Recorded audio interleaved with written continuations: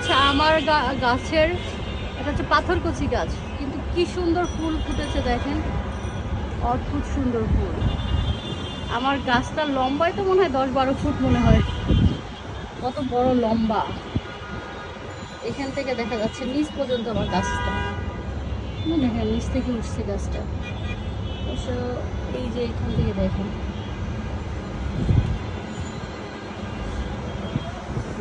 গাছটা অনেক বড়, মাশাআল্লাহ অনেক সুন্দর এবং খুবই বড়, অনেক বড় একটা গাছ। পুরোপুরি ভিডিওতে আসতেও চায় না, এত বড় একটা গাছ। দেখেন ফুলগুলো কতটা সুন্দর, এখানে পাথর কুচি গাছ, সুন্দর ফুল ফুটেছে।